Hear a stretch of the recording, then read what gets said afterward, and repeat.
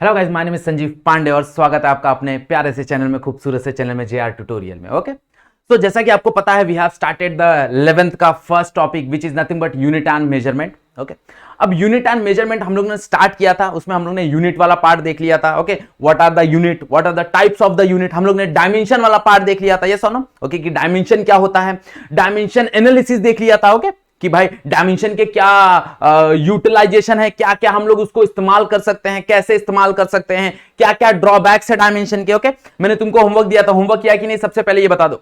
Okay, सब लोग पहले ये बता दो होमवर्क कंप्लीट हुआ कि नहीं। अगर होमवर्क में कुछ भी डाउट है तो सबसे पहले नीचे जाओ, कमेंट करो कि सर ये टॉपिक समझ में नहीं आ रहा, ये टॉपिक वापस समझा दो। अगर टॉपिक क्लियर है तो हम लोग आगे बढ़ेंगे। ओके, आज का जो टॉपिक है वो हमारा मेजरमेंट का पार्ट है। ओके, कि हम लोग कैसे मेजरमेंट करते हैं। ओके, क्या मेजर करते हैं हम लोग। तो जैसे कि हम लोग ने बताया कि we have the 7 fundamental quantity, वो 7 फंडामेंटल क्वांटिटी में हम लोग को सिर्फ 3 ही चीज देखना है, और ये एग्जाम पॉइंट ऑफ व्यू उतना ज्यादा इंपॉर्टेंट नहीं है, बस ये बेसिक है, तुमको पता होना चाहिए कि कैसे हम चीजें कैलकुलेट करते हैं, कैसे हम चीजें मेजर्ड करते हैं। ओके, तो हम लोग यहां पे 3 चीजों की बात करेंगे। हम लोग मेजरमेंट ऑफ लेंथ की बात करेंगे, डिस्टेंस की बात करेंगे, हम लोग मेजरमेंट ऑफ मास की बात करेंगे, और हम लोग मेजरमेंट ऑफ टाइम की बात करेंगे। ये 3 चीज के बारे में बात करेंगे। ओके, तो चलो, थोड़ा भी टाइम वेस्ट नहीं करते हैं, स्टार्ट करते हैं आज का वीडियो, आज का लेक्चर स्टार्ट करते हैं। ओके, जो भी तुम्हारा बुक पेन जो भी लेके बैठना है बैठ जाओ, क्योंकि एक बार लेक्चर चालू हुआ उसके बाद डिस्टर्बेंस नहीं होना चाहिए, तो सारा चीज लेके बैठ जाओ और पूरा स्टार्टिंग से एंड तक देखना है, यस और नो। और जो भी डाउट है फटाक से, जो डाउट उसी समय कमेंट करके फटाक से वो डाउट क्लियर कर लो। ओके, चलो, so starting with the topic that is called as measurement of length. अब लेंथ मेजरमेंट करने की 2 बातें हैं, कि एक तो छोटा डिस्टेंस मेजर करना रहेगा, एक तो बड़ा डिस्टेंस मेजर करना रहेगा। अब छोटे डिस्टेंस को मेजर करने के लिए we have a nominal scale, हमारे पास एक नॉर्मल स्केल होता है। ऐसा फिलहाल तो अभी यहां पे मेरे पास है, यहां पे देखो दिस स्केल, हम लोग ये स्केल यूटिलाइज करते हैं। This is the normal scale, जो कि हम लोग कोई भी डिस्टेंस मेजर करने के लिए होता है। Yes or no. ओके, अब अगर छोटा डिस्टेंस आ गया, बहुत छोटा डिस्टेंस आ गया, तो उसके लिए हमारे पास बहुत स्पेशल टाइप के इंस्ट्रूमेंट है। इसके ऊपर तुमको प्रैक्टिकल है, बुक में ज्यादा डिस्क्रिप्शन नहीं है, तुम्हारे ऊपर स्पेशली प्रैक्टिकल है। That is called as vernier caliper and screw gauge. Okay, vernier caliper की अगर हम लोग बात करें तो वर्नियर कैलिपर सबसे छोटा डिस्टेंस जो मेजर कर सकता है वो मेजर कर सकता है 0.01 सेंटीमीटर। अगर मैं तुमको बोलूं कि ये स्केल सबसे छोटा डिस्टेंस कितना मेजर कर सकता है, तो 1 mm बोले तो 0.1 सेंटीमीटर। बट अगर मैं वर्नियर स्केल की बात करूं तो वर्नियर स्केल सबसे छोटा डिस्टेंस मेजर कर सकता है 0.01 सेंटीमीटर। और अगर मैं स्क्रू गेज की बात करूं तो स्क्रू गेज सबसे छोटा डिस्टेंस मेजर कर सकता है 0.001 centimetre. This is the standard. भाई वर्नियर कैलिपर कितना, 0.01 सेंटीमीटर, स्क्रू गेज कितना, 0.0001, मतलब 2 0 लगाना है, उसके बाद 1 सेंटीमीटर, इतना डिस्टेंस ये मेजर कर सकता है। ओके, इसके ऊपर तुमको प्रैक्टिकल है। अगर तुम लोग स्कूल अभी शायद तक होपफुली सबका स्कूल चालू हो गया रहेगा, तो तुमको प्रैक्टिकल है वर्नियर कैलिपर का और स्क्रू गेज का। बुक में उसका ज्यादा डिस्क्रिप्शन नहीं है, और बोर्ड पॉइंट ऑफ व्यू भी उसका ज्यादा थ्योरेटिकल पार्ट नहीं है, प्रैक्टिकल पार्ट पूरा है, वहां पे तुम लोग बहुत अच्छे से सीखोगे। ओके, क्लियर, बात समझ आ गई। अगर यहां पे हमको वर्नियर कैलिपर और स्क्रू गेज अवेलेबल हुआ तो हम लोग यहां पे भी उसका एक्सपेरिमेंट कर देंगे, कोई प्रॉब्लम नहीं है। ओके, चलो नेक्स्ट कहानी आती है, अगर लार्ज डिस्टेंस रहा तो लार्ज डिस्टेंस मतलब अगर मैं तुमको बोलूं कि यहां से मार्स तक का मेरे को डिस्टेंस कैलकुलेट करना है, यहां से जुपिटर तक का डिस्टेंस कैलकुलेट करना है, यहां से सन तक का डिस्टेंस कैलकुलेट करना है, तो कैसे कैलकुलेट करेंगे। ओके, अगर बहुत बड़ा बड़ा डिस्टेंस रहा तो कैसे कैलकुलेट करेंगे, तो उसके लिए हम लोग यूज करते हैं एक method that is called as parallax method. अब क्या है पारलेक्स मेथड, तो बेसिक चीजें हैं पारलेक्स। अगर हम लोग पारलेक्स की बात करें, देखो तुम लोग ने कभी ये किया है, एक छोटा सा एक्सपेरिमेंट है, सब लोग मेरे साथ करेंगे। Okay, raise your thumb. Okay, आप अपना थंब अपने आंखों के सामने रखो और एक बार अपनी आंख को बंद करो, एक राइट साइड वाला और लेफ्ट साइड वाला, दोनों में से कोई भी एक आंख बंद करो और थंब को ऑब्जर्व करो। अब दूसरा वाला आंख बंद करके पहले वाला जो आंख बंद किया था उसको खोलो और थंब को ऑब्जर्व करो। तुम लोग देखोगे there will be a shifting of the image. Okay, मतलब तुम्हारा जो ऑब्जेक्ट था, जो तुम्हारा समझो ये बॉटल है, ये बॉटल को मैंने यहां रखा। अब मैंने क्या किया, बॉटल को एक आंख से देखा तो वो कहीं और था, दूसरे आंख से देखा तो वो कहीं और चला गया। इसका मतलब यह है कि ऑब्जेक्ट शिफ्ट होता है with respect to the observer, and that method is nothing but the same thing. Okay, मतलब क्या है, मतलब यह है कि मान लो कि यहां पे कोई पी पे है और पी पे रह के वो 2 चीजें देख रहा है, सेम चीजें देख रहा है। अब वो सेम चीजें उसको 2 जगह दिख रही है। पहला तो उसको ई डैश पे दिखी और सेकंड उसको ई पे दिखी। ओके, ये सेम चीज होगा, ये ऐसा नहीं कि ये हवा में बात हो रही ना, ये करके देखो।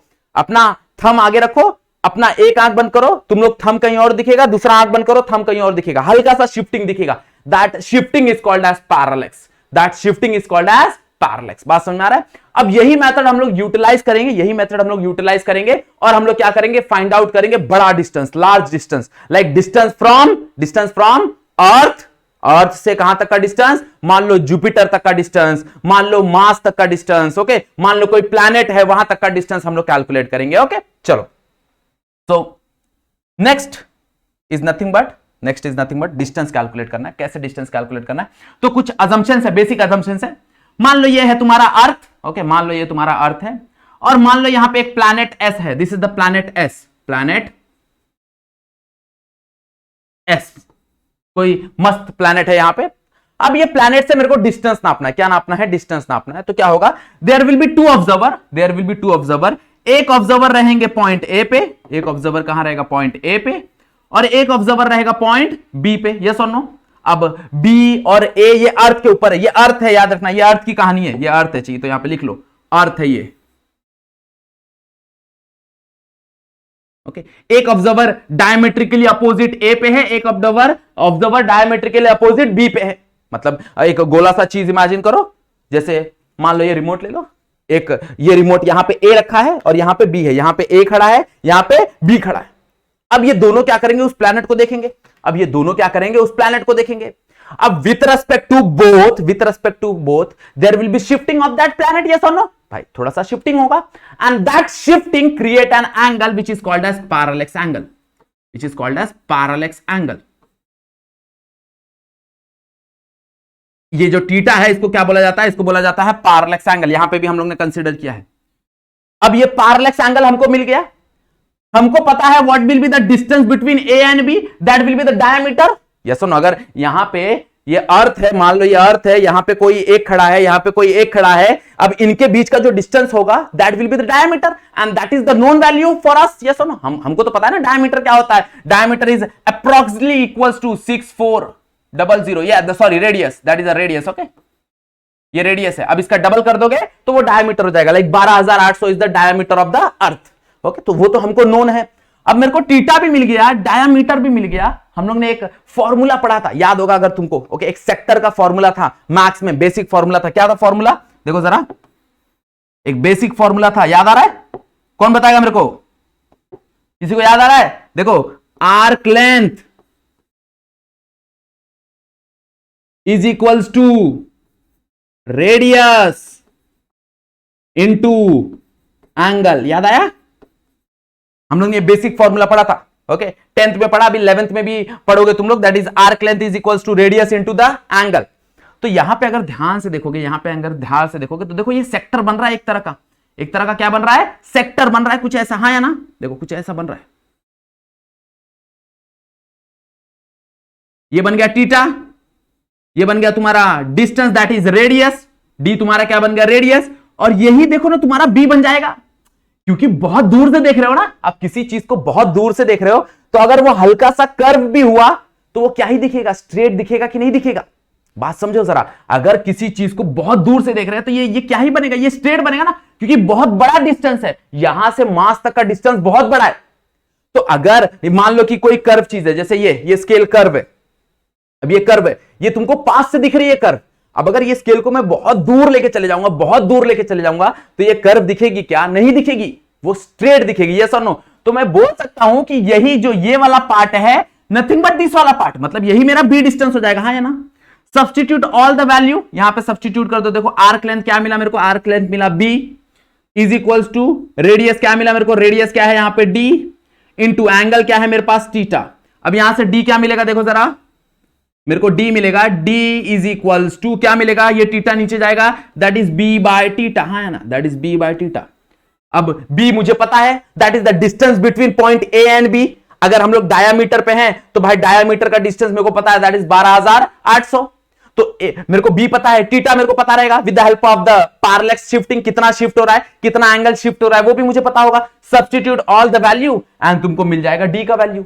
That is nothing but a distance between planet and the earth. हाँ या ना। अब क्वेश्चन ये भी आएगा, सर ये तो ऐसा डिस्टेंस है, हमको तो स्ट्रेट डिस्टेंस चाहिए। अरे क्या ही फर्क पड़ता है, इतना दूर है ये कि ये और ये दोनों सेम रहेंगे। ये एक्चुअल में ऐसा है, इतना छोटा है, ये ऐसा है, तो क्या ही फर्क पड़ेगा, वो लगभग सेम ही डिस्टेंस रहेंगे। बात समझ में आ रहा है कि नहीं समझ में आ रहा है? वो लगभग क्या रहेंगे, सेम ही डिस्टेंस रहेंगे। हाँ या ना।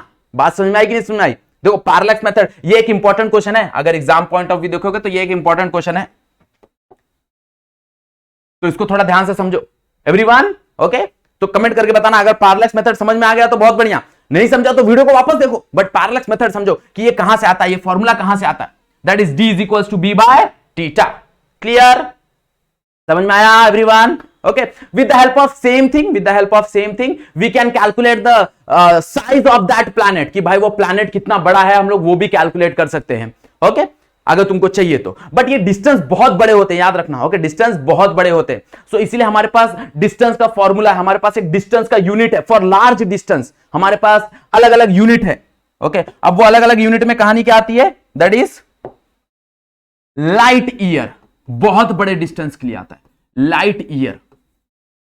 और लाइट ईयर का मतलब क्या होता है, लाइट ईयर का मतलब क्या होता है, 1 लाइट ईयर का मतलब होता है ये डिस्टेंस है, it is not a time, ये डिस्टेंस है।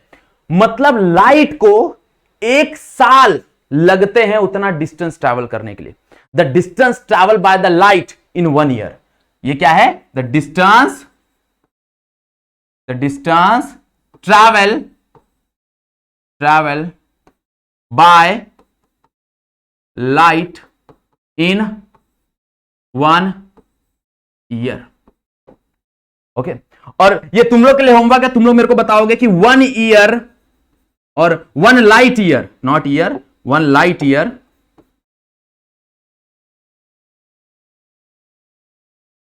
Equals to how many meter. ये तुम्हारे लिए होमवर्क है, ये होमवर्क है।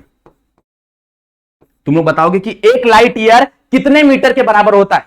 ओके, ये तुम्हारे लिए होमवर्क है, ये तुमको करके आना है। हम लोग जब बड़े डिस्टेंस की बात करते हैं तो वी यूज लाइट ईयर, हम लोग तब लाइट ईयर की बात करते हैं। छोटे डिस्टेंस की बात करेंगे तो किलोमीटर, मीटर कर सकते हैं, बट जब बहुत बड़े डिस्टेंस की बात करें, मतलब planet to planet, okay, solar system to solar system की बात करें तो हम लोग को लाइट ईयर में बात करना पड़ता है। ओके, हम लोग तब वो डिस्टेंस क्योंकि बहुत बड़ा हो जाएगा, बहुत बड़ा डिस्टेंस हो जाएगा। क्लियर, बात समझ में आ रही है? सबको समझ में आया कि कैसे लेंथ को मेजर किया जाता है, छोटे लेंथ को कैसे मेजर किया जाता है, बड़े लेंथ को कैसे मेजर किया जाता है। ओके, देखो एग्जाम पॉइंट ऑफ व्यू उतना ज्यादा इंपॉर्टेंट टॉपिक नहीं है ये, बट बेसिक टॉपिक है। अगर यहां पे क्लियर हो गया ना तो आगे क्लियर हो जाओगे, ये चीज समझ लो। ओके, नेक्स्ट हम लोग बात करेंगे that is measurement of mass. देखो मास को हम लोग मेजर करते हैं, हम लोग ने फर्स्ट लेक्चर में ही देख लिया था कि मास का जो बेसिक यूनिट है, जो एसआई यूनिट है दैट इज केजी, एंड जो सीजीएस यूनिट है दैट इज ग्राम। ये दो हमको बहुत काम आने वाले हैं। Okay, SI unit and CGS unit, ये हो गया तुम्हारा केजी और ये हो गया तुम्हारा ग्राम। बट हमारे पास सबसे छोटा यूनिट क्या है, मास का कंसेप्ट आया कहां से? तो मास का कंसेप्ट आता है मास ऑफ प्रोटॉन। ओके, तुमको पता होगा कि जो मास है, हम लोग मास ऑफ इलेक्ट्रॉन भी देखते हैं, बट इलेक्ट्रॉन का मास बहुत ज्यादा कम है, तो इसलिए हम लोग कंसीडर नहीं करते, इसलिए हम लोग उसको कंसीडर नहीं करते। ओके, तो सबसे छोटा मास जो हम लोग डिफाइन करते हैं ना, वो डिफाइन करते हैं AMU, that is 1 atomic, that is 1 atomic mass unit. Okay, and वो बराबर होता है मास ऑफ, लगभग बराबर होता है, एग्जैक्ट नहीं है, याद रखना, ये एग्जैक्ट नहीं है, लगभग बराबर होता है 1.67 इंटू 10⁻⁻27 kg। ओके, अब अगर तुम लोग इलेक्ट्रॉन का देखने जाओ तो इलेक्ट्रॉन सबसे छोटा पार्टिकल और सबसे कम मास है उसके पास, दैट इज मास ऑफ, अगर इलेक्ट्रॉन देखने जाओ तो मास ऑफ इलेक्ट्रॉन है तुम्हारे पास, दैट इज एनीवन, किसी को पता है? वो होता है 10⁻31 के आसपास। कितना होता है? 10⁻31, दैट इज 9.1 इंटू 10⁻31 kg के आसपास होता है। बट हम लोग कंसीडर करते हैं 1 AMU। 1 AMU लगभग बराबर होगा तुम्हारे एक प्रोटॉन के मास के, एक प्रोटॉन के मास। ओके, तो अगर मेरे को कोई बोले व्हाट इज 1 kg, तो 1 kg विल बी, 1 kg कितना होगा? 1 kg will be 1 by 1.67 into 10⁻⁻27। ये सुनो, ये नीचे आ जाएगा AMU। AMU मतलब इतना AMU लाओगे तब जाके 1 kg मिलेगा, इतना AMU लाओगे तब जाके 1 kg बनेगा। बात समझ में आ रहा है? ओके, इतना ज्यादा 1 AMU। अब ये 10⁻⁻27 को ऊपर लेके जाओगे, दैट बिकम प्लस, तो उसका कोई कहानी हमको जानने की जरूरत नहीं है। यहां पे हम लोग सिर्फ इतना अगर याद रखेंगे तो भी चल जाएगा, या फिर ये याद रखो या फिर ये याद रखो, दोनों सेम चीज है। 1 AMU बराबर होगा 1.67 इंटू 10⁻⁻27 के। ओके, एग्जैक्टली नहीं है, अगेन बता रहा हूं, ये अप्रोक्सीमेटली इक्वल है। बात समझ में आ रहा है? Okay, this is the measurement of mass, the basic unit of the mass, the basic unit of the mass. हम लोग AMU में ज्यादा बात नहीं करते, ये तुम्हारा केमिस्ट्री वाला टॉपिक है तो केमिस्ट्री पे ज्यादा बात होगा, बट फिजिक्स में हम लोग ग्राम, केजी इसमें ही बात करेंगे, तो ज्यादा टेंशन लेने वाली बात नहीं है। ये चीज को ज्यादा टेंशन लेने वाली बात नहीं है कि इतना बड़ा बड़ा नंबर कैसे याद रखेंगे, और धीरे धीरे याद हो जाएगा। This is nothing but a mass of proton. भाई मास ऑफ प्रोटॉन तो याद रखना ही है ना, मास ऑफ इलेक्ट्रॉन तो याद रखना ही है, वो तो ऐसे याद हो जाएगा, कोई प्रॉब्लम नहीं है। तो अभी स्ट्रेस मत लो। ओके, नेक्स्ट कहानी आती है, that is called measurement of time. Time को कैसे मेजरमेंट करते हैं, समय क्या है? देखो, समय तुमको पता है कि डिफाइन नहीं है, एक परफेक्ट डेफिनेशन हमारे पास समय का कुछ नहीं है, क्योंकि समय बहुत बड़ा टॉपिक है। अगर तुमको डिस्कशन करना है तो समय बहुत बड़ा टॉपिक है। ओके, तो समय के ऊपर हम लोग अगर बेसिक चीजें देखें तो वी हैव एटम, हमारे पास एक एटम है that is called as caesium. Okay, हमारे पास एक एटम है that is called as. Okay, अब सीशियम क्या है? एक रेडियो एक्टिव एलिमेंट है, और ये क्या होता है? ये वाइब्रेट करता है। क्या करता है? वाइब्रेट करता है। कितना वाइब्रेट करता है? ये कितना वाइब्रेट करता है? तो ये लगभग इतने टाइम्स वाइब्रेट करता है, और जब ये इतने टाइम्स वाइब्रेट करेगा, जब ये इतने टाइम्स वाइब्रेट करेगा, तब जाके तुम्हारा बनता है 1 सेकेंड। सोच लो कितना फास्ट वाइब्रेट कर रहा है। नंबर देखो, ये एक मोबाइल नंबर है, तुम लोग ये नहीं कि फटाफट फोन लगाओ, सर का नंबर है, किसी का नंबर नहीं है, ऐसी नंबर है। ओके, वाइब्रेशन है, तो इनफैक्ट ये 10 नंबर है पूरा, 9192631770। ओके, और ये 1 सेकेंड इतने टाइम्स वो वाइब्रेट करेगा, तब जाके तुम लोग उसको बोलोगे 1 second. That is the caesium के जो एटम्स है, जो मॉलिक्यूल्स है, वो वाइब्रेट करते हैं इतने टाइम्स, न्यूक्लियस उसके वाइब्रेट करते हैं इतने टाइम्स। बात समझ में आ रहा है एवरीवन? तब जाके उसको बोला जाता है 1 सेकेंड। इसलिए हम लोग ज्यादा करके अगर हमको कहीं पे कैलिब्रेट करना है किसी वॉच से, so we use caesium watch. हम लोग क्या यूज करते हैं? सीशियम वॉच यूज करते हैं कैलिब्रेशन के लिए। ओके, बाकी जो वॉचेस होते हैं उसके अंदर स्प्रिंग होते हैं ना, तो हम लोग स्प्रिंग तो बार बार मैकेनिकल फ्रीक्वेंसी की वजह से, मैकेनिकल फ्रिक्शन की वजह से, या फिर लॉसेस की वजह से, या फिर मीडियम की वजह से कहीं ना कहीं थोड़ी बहुत गलतियां हो जाएंगी, बट यहां पे गलतियां नहीं होंगी। इसीलिए हम लोग उसको कैलिब्रेट करते हैं on the basis of caesium watch.